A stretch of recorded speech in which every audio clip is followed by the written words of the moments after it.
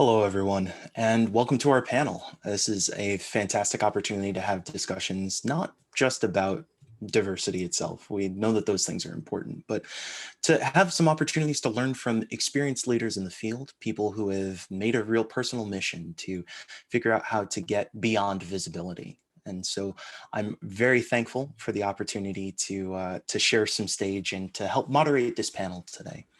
We've got three fantastic guests here, which I'll go ahead and introduce. First, we have Jim Huntley, who after graduating with an MS in integrated marketing from Northwestern, joined General Mills, where he managed marketing and promotions on Betty Crocker products, Lucky Charms, and Cheerios. He then went to Nestle before transitioning into the toy industry with 4 years at Mattel and another 2 at MGA before transitioning into video games at THQ, where he then served as marketing VP. He most recently relaunched the SodaStream brand in the US and consults for a variety of toy, consumer products, and gaming companies. He's currently a professor and head of marketing for USC's #1 USC Games program. Thanks for coming, Jim. Thanks for having me, Josh. Appreciate it. Next, we have Mark Barley. Mark Barley in 2004 founded Able Gamers after multiple sclerosis attacked his best friend, Stephanie Walker, nearly taking away her ability to interact and connect through video games. His vision was to ensure that no one with a disability would ever be without answers on how to conquer disabilities and continue enjoying one of the world's largest pastimes. Mark, thank you for joining. Thanks for having me. And also congratulations on your Vanguard Award. Oh, thank you very much. Finally, we have D'Angelo Murillo, who is a fourth-generation Mexican-American from Phoenix, Arizona, who helps bring more representation to the geeky community through storytelling, journalism, interviewing creatives, and doing more on his Twitch channel as well. In his free time, he enjoys harassing his peers into participating in tabletop RPG charity events, and also dies fairly often in video games. He's also working on his own tabletop RPG called Emerald Templars that'll be releasing in the winter of 2021 and does work with Latinx in gaming. So welcome. Hey, thanks. I'm happy to be here. So I want to get us started in this discussion by giving us some concrete frameworks to kind of build the discussion off of. So let's start by talking about a specific roadblock that you've hit while trying to make space for the marginalized. And what did you do to overcome that roadblock?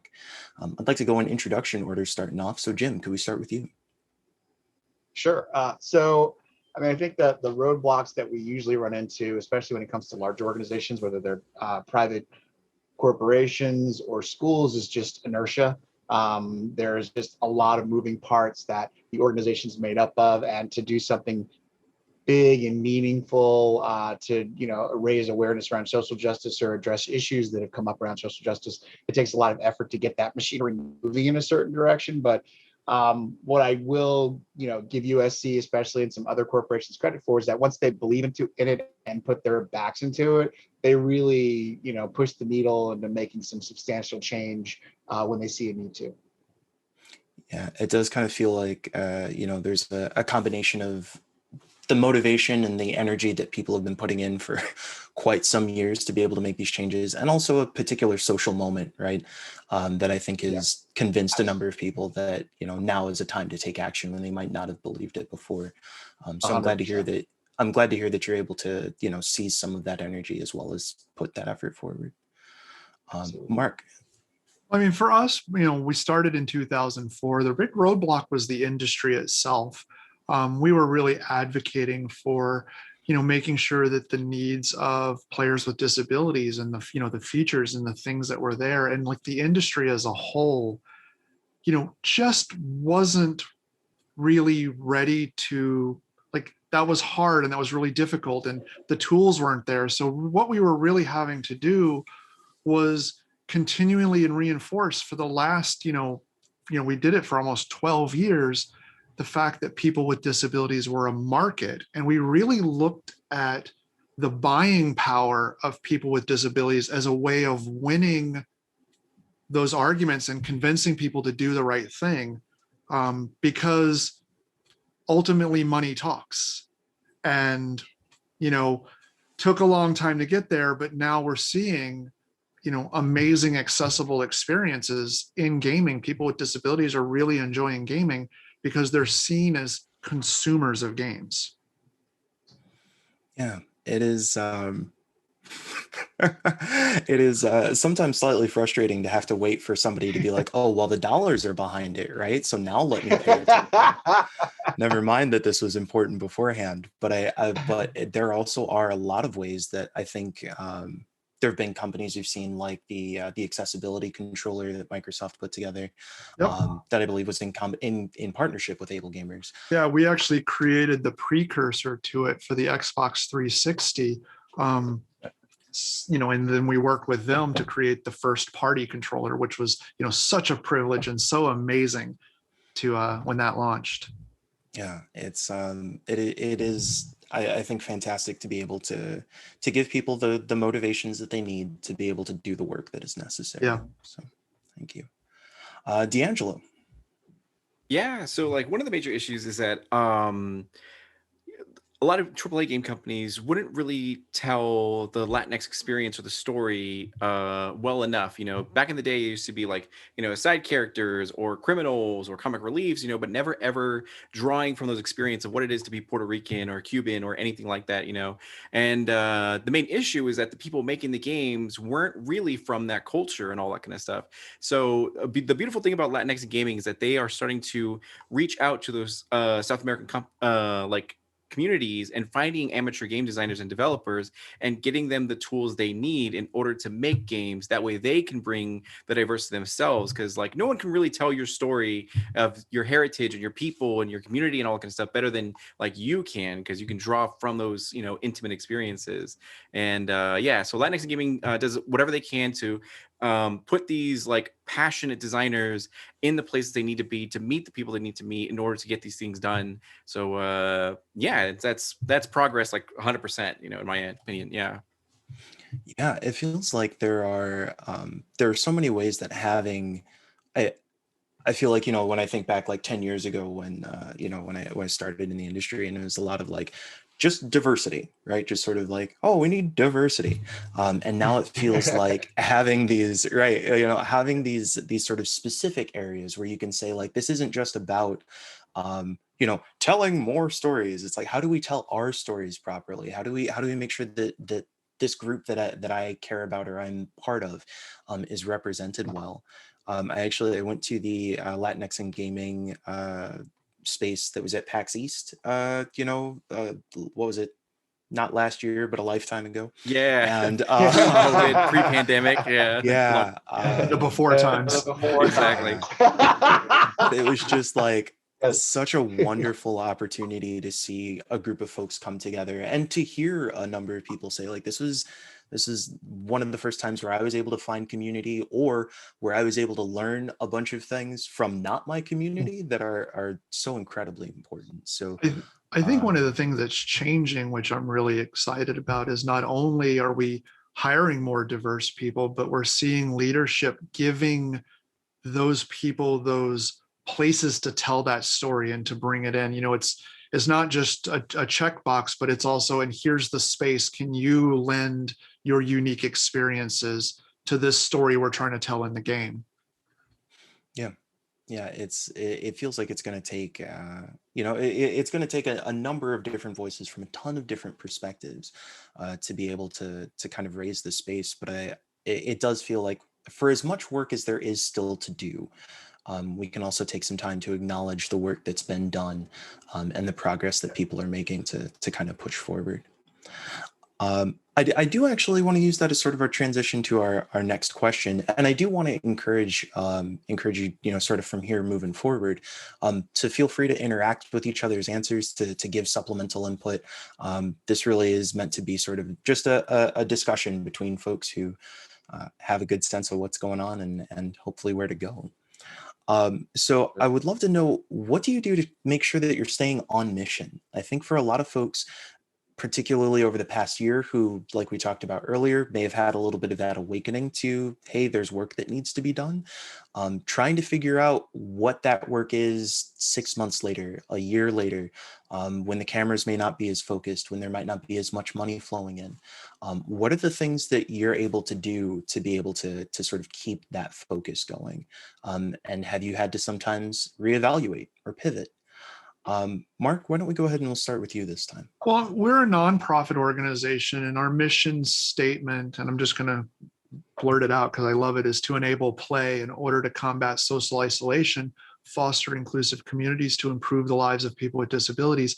And I do a lot of mentoring to smaller nonprofits. And for us, our mission is really clear, and we get opportunities. And I think we're a lot of times, we don't want to say no to particular opportunities that might come to us, but we have on times drowned ourselves in stuff that, it was like mission adjacent.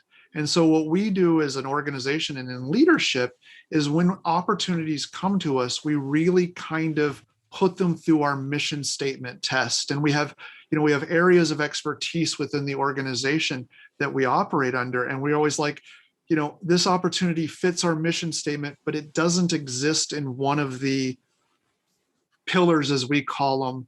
So we're going to say no, and let's find a partner for this person to be able to do that.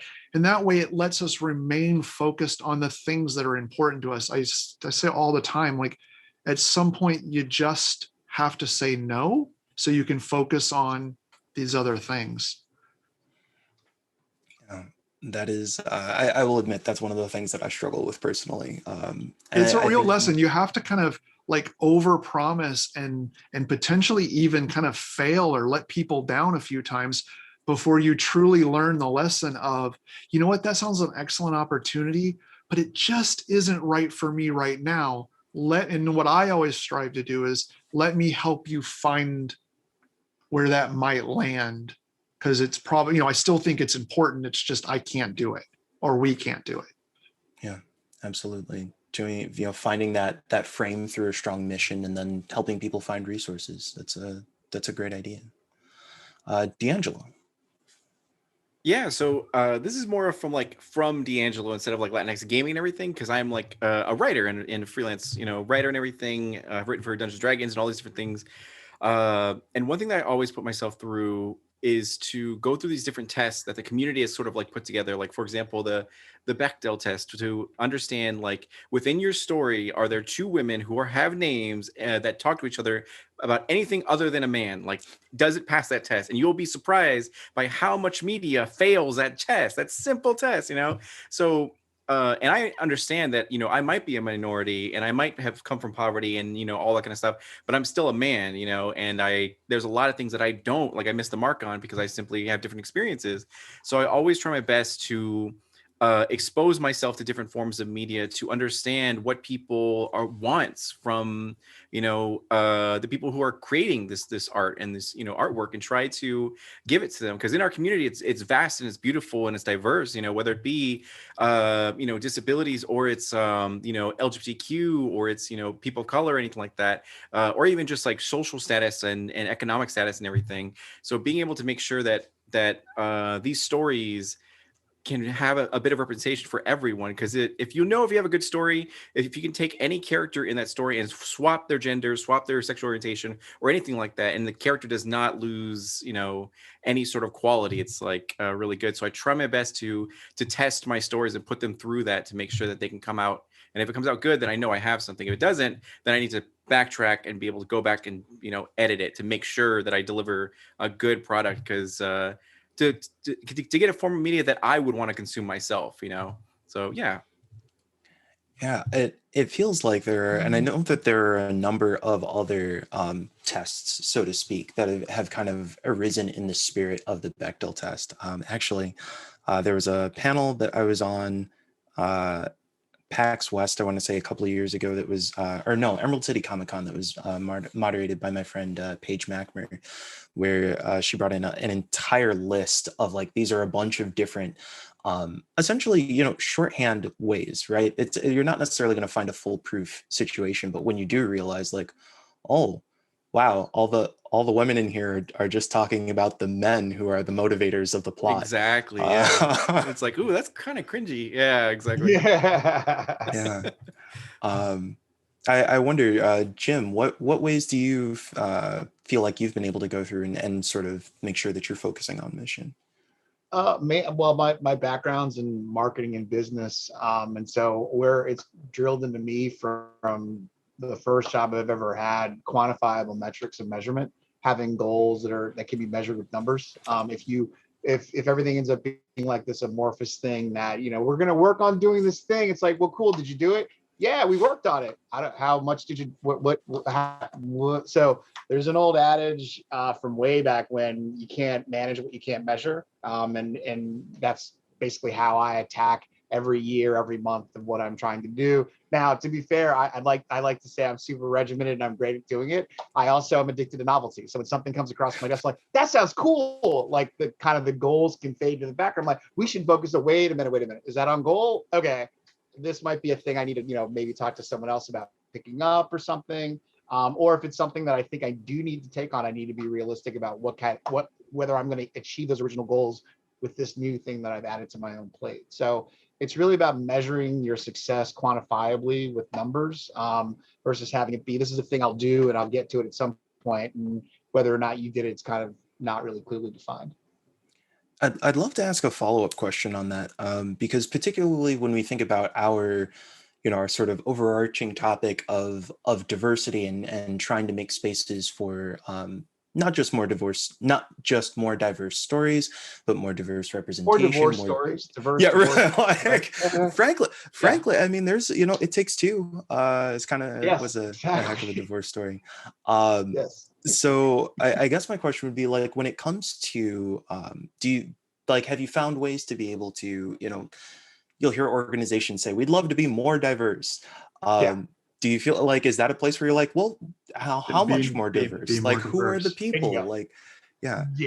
That's my thing. We've been talking. So USC Games announced an initiative called the Lawson Fund a few months ago, in conjunction with Take Two Interactive as our seed partner, and we're looking for more companies to come on board and help fund an endowment for scholarship for Black and Indigenous students in our program that want to go through game design, STEM studies, CS games, education. And we get a lot of, like, we want to be more diverse, and I'm like, well, what does that mean? Like, what are you trying to achieve, and how do you measure more diverse? Because that could be, I hired a new person who is a person of color in this one department, I'm more diverse because that's one additional. Or is it X% of the C-suite executives? Is it X% of the marketing staff? Whatever it ends up being. I'm a huge proponent of treat diversity and inclusion like you treat any other business metric that you're trying to achieve, or business goal you have a goal or a stake in the ground on, this is how I'm going to measure success or failure this next year or quarter, and then track yourself against it. That's what we do. If you're an individual working in a corporation, you're going to get a bonus if you increase sales or revenue or profit by X%. Guess what? I'm going to be really focused on hitting that goal. If diversity is treated the same way, the same result will happen. Yeah. Mark, it looked like you were looking to hop in there. Oh no, I'm agreeing. I mean, I have seen several times, I was in a meeting with an HR director of a very major company who turned to me and said, well, I want to ask you a question. How do I hire more people with disabilities? And I was just really perplexed as to why this person asked me this question. And my answer was really anticlimactic. And I'm like, well, you hire them. Like, it's what? Like right. I was crazy like, talk. Like I had this like real pregnant pause, because this was a really higher up at a major company wanting me to solve a problem. And the problem was, like, you do the thing. This is recruit, go where, those places, those communities are, be very open about your diversity initiatives, your desire to hire, programmers with disabilities or artists with disabilities, and then extend an offer letter and, set their spaces up in a way that makes them productive. And look, you did it. Like, I was just really perplexed as to why this was a hard discussion. Like, if you want more diversity, as Jim said, hire more diverse people. Right. Yeah, it's I think it's something that again, we talked about sort of in the framing of this conversation, like not trying to sit at the sort of base level, why is diversity important? But this does feel like a sort of continuing theme that comes up through these discussions is what people will refer to as the pipeline issue, right? Like, I'd love to hire insert fill in the blank here, but they're just not here. Right. And so much of that work does come down to not just going to those spaces and finding people who, it's like, oh, if you care about hiring this particular diverse group, where are they? Where would you go to walk into that space to try and find people and offer them an opportunity? Because oftentimes a lot of folks from those backgrounds are either A, might be, tied up in their own stuff and not know that you have a situation around, or B, they might, I don't know, go to your website and see a bunch of people who don't look like them and feel like this is not going to be a great space for them to show up at. Yep. And having the one is also not a great feel, where it's just like, I don't know how many times I've looked and been like, oh, there are a bunch of folks. Oh, there's a Black person. Yeah. Okay. So Really? I must feel that must be safe for me. Okay. No, I see that and I get a smile. I'm like, oh, thank God, at least one. All right. Here's maybe my we'll double it by 100% next year. It's easy to measure. Metric, It's really right? quick to move those numbers. Exactly. We doubled the number of Black employees we have. Nailed it. 2. Yeah. Job done. Yeah. Yeah, job done. See you in 22. I'm out. I tell you what, let's talk a little bit about not just the diversity, but the inclusion, right? What is it that creates a space that makes people feel welcome, that they want to stay in that space for a while? D'Angelo, I imagine that, this is a big part of the discussion that you've done, whether you're talking with AAA folks or folks on the smaller scale. What are some of the ways that you feel like people can look for ways to make sure that folks who are new to the space feel welcome? Yeah, for sure. I think it's a beautiful era because now a lot of creatives are finding that they can do a lot of the stuff themselves. They don't have to wait for these big companies to bring the diversity. They can create it themselves. And these big companies, when they see that the sales numbers are like doing super, super well, then they jump on the train and that adds, more diversity or whatever. But for example, in the tabletop RPG community, Dungeons and Dragons is like obviously the top tier content for that industry and everything, but they still have issues and their own thing where specifically like disabilities, they don't mention any sort of thing where it's like either depression or anxiety, PTSD, X, Y, and Z, yet they have these heroes travel into dungeons and fight horrible monsters like day in and day out, and they just don't even, address that. So some group of creatives have actually called D&D Disability has created a whole supplement for people to be like, if you want your character to have ADHD or if you want them to have X, Y, and Z, here's how you can implement it. Here are the game mechanics. And that's a wonderful change because because I have ADHD myself and I never felt like represented in any capacity when it comes to like, video games, because usually the ADHD character is one that's very flighty and kind of like not the smartest in the room or whatever. And that's not accurate. We just handle problems in different ways than other people. So it's beautiful that they've started to implement this, so much so to the point where Dungeons and Dragons is starting to implement it on their stuff too. And it's going like, oh, we didn't know that you guys wanted this. Then therefore we're going to do this. And because of that, other game companies are now starting to take hold and like, implement it as well. So it's a great change. Yeah. That we're seeing right now. So that's what I'm most excited about. And yeah. It really, and just to jump in on that, I mean, that's, and I think we touched on this earlier. Oh, there's money here. Did I freeze up? Yeah, it takes one person. It takes a company to just take that first step, and then other companies will go, oh, that worked.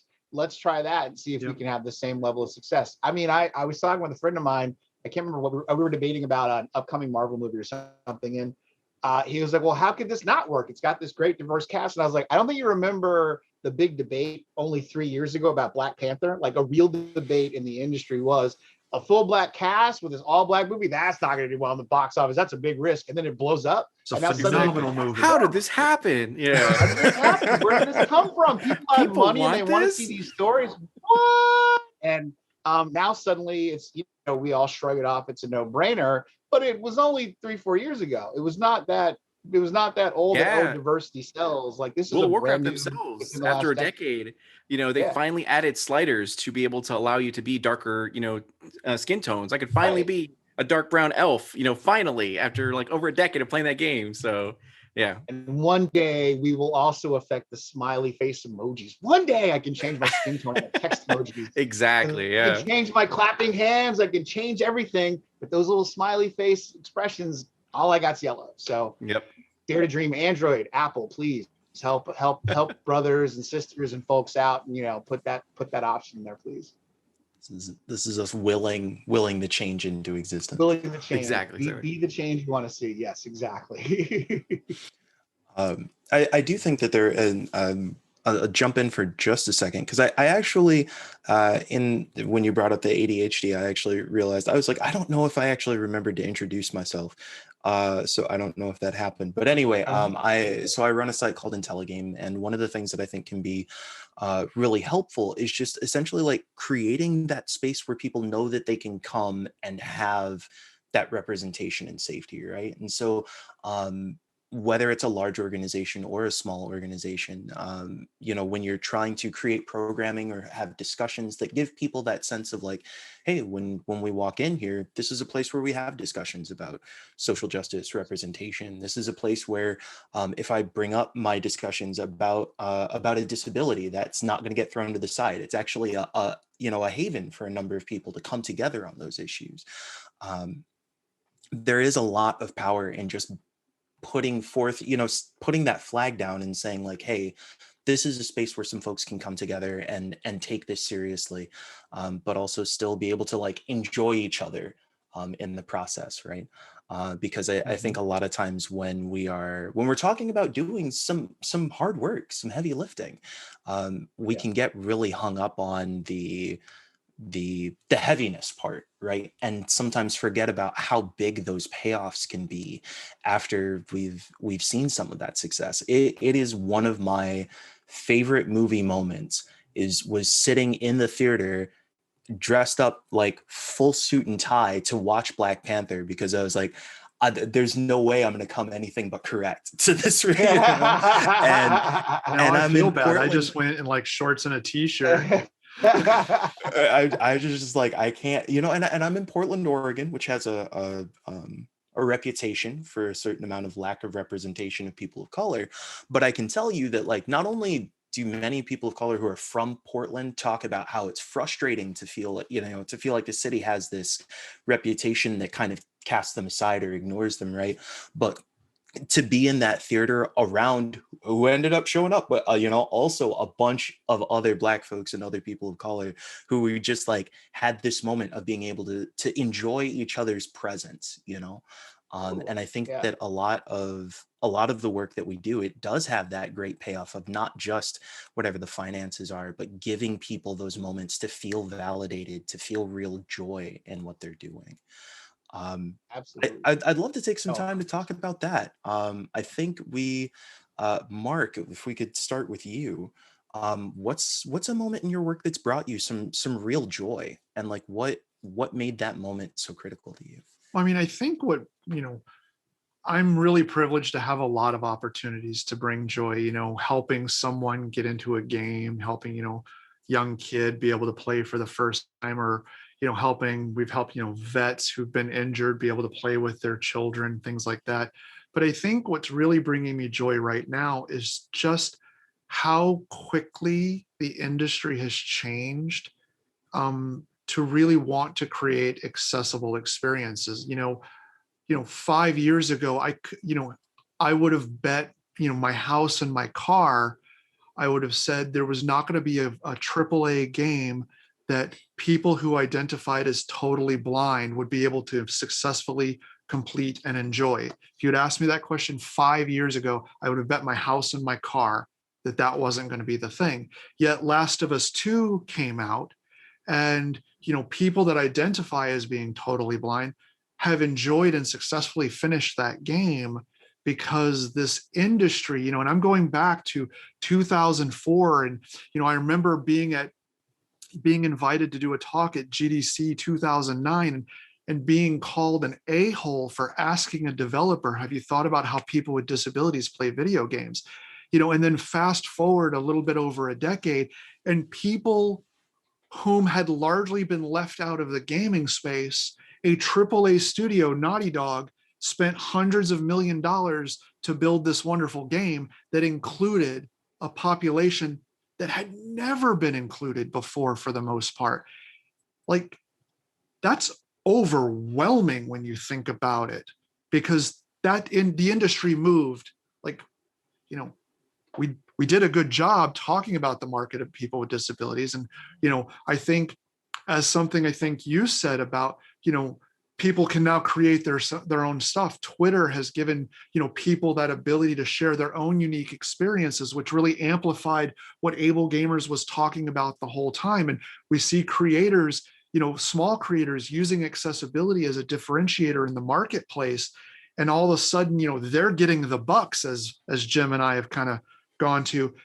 And then again, now Last of Us 2 says, hey, here's a game, bring your disability, we got you covered. And, wow, just wow. Yeah. That's it's amazing to think, that representation on the AAA scale. And like, I even feel like I see it particularly with subtitles. I was looking at the Disney Plus app built into my TV, and it had like multiple colors for subtitles. You could choose the like foreground, background, whole. It's fantastic the way that I think people are starting to appreciate. And I think the real win is, now that bar has been set, the competition among these studios, like Naughty Dog basically said, wait, you don't have accessibility? That's no excuse. Boom. Yeah, that is, I cannot wait to see more studios step up to that challenge as well. Well, they are. They're in my inbox every day. Jim, tell me a little bit about a moment that's brought you some real joy in your work. I would say, well, I mean, in my work, I'll answer that in a sec. I just wanted to add to your Black Panther story. I didn't have the reaction you had for Black Panther. I had that reaction when I sat in Wonder Woman, and I saw all the women and girls around me. Like when the movie ended, we were walking out, and you saw these women and girls, like the facial expression I get when I watch a Marvel movie or a DC movie, like the girls and mothers that brought them, and their awestruck faces was just like, wow, they have never seen anything like this in their entire lives, and neither have I. The fact that we all sat through this for the very first time together is just spectacular. It's amazing. Yeah. At work, I would say it's getting the call or the video conference from Take-Two from Alan Lewis, the CCO at Take-Two, about the chief communications officer at Take-Two, about them being our first partner on the Lawson Fund. That was one of those, like, man, we recorded a lot of our classes when we're teaching at USC, but I didn't record that meeting, and I wish I had, because it was myself and another professor of color, Gordon Bellamy, who works with me at USC Games, and we both got choked up, and then he got choked up, and the three of us just sitting there going, man, this is the first time we ever, like, it was one of those really emotional things in real time. And I'm not the most emotional human being on the planet, to put it mildly, but the fact that I, after pitching that framework for a scholarship endowment for half a year at that point, that them being the first one on board and said, yeah, we believe in you, we'll be the first one out of the gate. That was a really big deal. And I'd say second and third to that would be the other two companies that came on afterward that are not announced yet, but them coming on and saying, yeah, we get the vision, we see what you're trying to do, we want to put some money against it to help support that as well. So it's just really heartening to see like all the effort and work you put into something pay off, and see other people understand your mission and want to support it financially.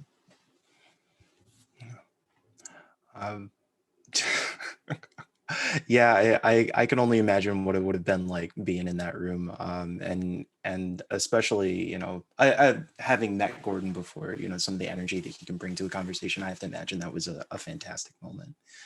Oh, totally. D'Angelo. Yeah, so mine's a little bit mixed in with Latinx Gaming. The way I met Latinx Gaming was that they were hosting their event, this online, which happened last year, and they were looking for people to contribute to it. So I was like, all right, well, I can do Dungeons and Dragons and tabletop RPG stuff. Do you guys want that? And they're like, of course, go for it. Get us people and let's do it. So I was like, okay. And like any creative, you have that like imposter syndrome, that fear that if you create something, people will not like it. They're gonna like look at all your flaws, and that's everything will happen. So I was like chocked up full with that kind of stuff. But they were just like, no, we love you, we trust in you. Just write the story you want to write.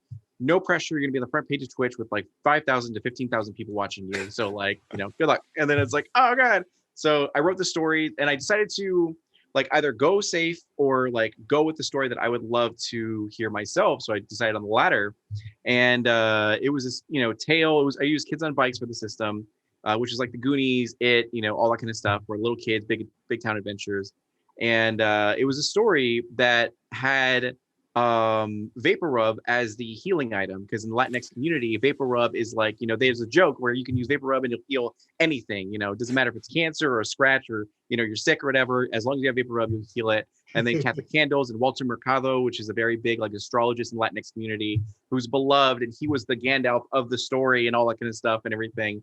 And as I spun this tale, all I saw in chat, which can be very toxic, especially on Twitch in the front page, people loved it. And I realized at that moment, it clicked for me that like I, as well as a lot of other creatives, have it in us to write the stories that our community wants to hear about, like that wants to check out, has these intimate details, and like people who weren't from the culture could see this and be like, oh, that's funny, that's really enjoyable, I love this too, and it was a really like heartfelt moment for me, because it started the sort of like the healing process, I guess, because I don't have a bachelor's in writing or anything like that. I didn't even know I wanted to be a writer until I got my degree, like in another field and everything, like later on. So it like kind of awakened something in me to be like, yeah, you can create great art and people want to consume that art. So now you got to go and do it, and things have been working out ever since, and it's been leading to a lot of awesome projects. So that's the one that really mattered to me, is that our stories do want to be heard and can be enjoyable. Yeah, we just got to write them.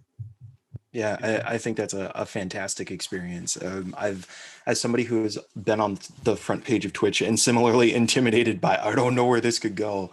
I think it's a wonderful experience to hear that people really resonated with. I think oftentimes it's when something brings you joy, and other people get the chance to see it, even if it's from a perspective they didn't understand originally, it gives them a chance to associate with that joy. So I'm glad that you took that move. I think this is also a good time to bring up Elaine Gomez, who was originally going to be on the panel, but unfortunately was unable to attend. And I think the work that she and other folks are doing at Brass Lion Entertainment is very much, very much that same idea of let's take a majority POC studio and center ourselves on telling POC stories. I think it's a fantastic opportunity, and many regards to Elaine for the work that she's doing, as well as giving us the opportunity to talk to you, D'Angelo. Yeah, of course, it's amazing. We are getting close to the end of time, as well. Oh, that sounded really dark and foreboding. We're getting close to the end of time. We're getting close to the conclusion of our panel. Yeah. We're getting close. Time is almost up. But we will have a Q&A session at the end, which folks will post a link to in the Games for Change chat once the session concludes. In the meantime, I do want to give everybody a chance to kind of in their outro just sort of answer one final question, which is like, what is one concrete thing that you want to move diverse work forward? This could be a concrete thing for your organization. It could be a concrete thing that somebody could do for you. It's whatever that thing is. What is one thing that you can think of that you would want somebody else, or that you want to happen to move diverse work forward? And we'll go right back up the way we started. So D'Angelo, we'll start with you. Yeah, I think for me, the thing that matters most is mental health, and making sure that everyone understands that they do have limits. It's not okay to burn yourself out. It's not okay to like sacrifice all these different things in your life to make a project, work. You got to like put yourself first. Otherwise, you're just going to bleed over all your work that you're going to do, So that's one thing I really want to advocate for is if you need to take a break, take it, because the payoff will be way better for it. And yeah. Absolutely. Mark? I want companies to make a concerted effort to actually hire people with disabilities. not because they're disabled, but because they're great developers, great creators, great storytellers, and give them the opportunity to volunteer their unique experiences in making a better world. That's fantastic. Jim. Mine are the same as what I mentioned earlier, quantifiability. I'd like to, companies to add on to what Mark just said, have measurable, quantifiable numerical goals to really focus on diversity, equity, and inclusion. That doesn't mean quotas. That doesn't mean hire a certain number of people. That certainly means, to the earlier comment, that I think someone called it, I call it the supply chain, the pipeline, which is how do you work further up in the supply chain to make sure you're interviewing more people of color in the mix of who you're interviewing before you make that decision, or Latinx people, or disabled people who are looking for job opportunities. There's a lot of opportunities out there, and I think part of it is a lot of game companies are stuck in a feedback loop of these are the people that we have working here. They refer people that look like them. Those people get hired, and the cycle continues. And until they break that cycle and try to go outside of their comfort zone, they're going to be stuck in that kind of Groundhog Day of like, I don't know why we can't, to your point, I don't know why we can't find these types of people, because you can't find these type of people because you're looking for referrals from people that don't look like them. I think related to that, other thing I love to see from really corporate America is not just a commitment to diversity that's measurable, but also giving people that are parts of those groups that work for them currently a little bit of break on the work so that they can help out. I would always get, when I was working for corporate America, hey, you're Black, you can help out with our Black outreach efforts. Like, great.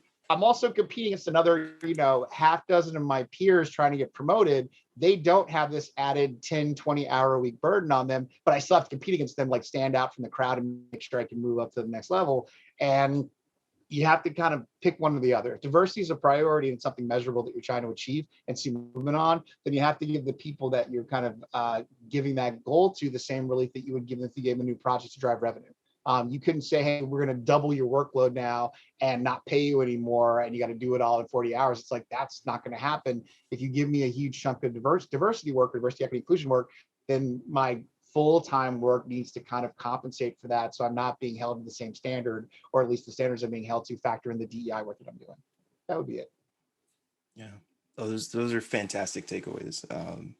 I would say for myself, what I would say is if you are not in a position where you have a significant amount of, for instance, like business or whatever social power, don't underestimate the amount of power that you have as an individual for your specific communities. Whether you are part of a Discord server where you ask the person like, hey, I've got 15 or 30 minutes a week that I could donate to your group. How can I help? You have $2 a month that you throw onto somebody's Patreon.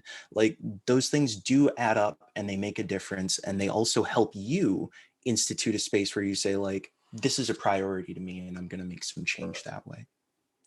Yeah. Thank you everybody for your time. I'm going to do a quick rundown. If you could just give your name and like a Twitter handle of where somebody can find you, or that kind of thing, so that everybody's got a sense of where to go. Jim, let's start with you. Sure. My Twitter handle is @RealJimH. And if you're looking to find me, come to our USC Games website, games.usc.edu.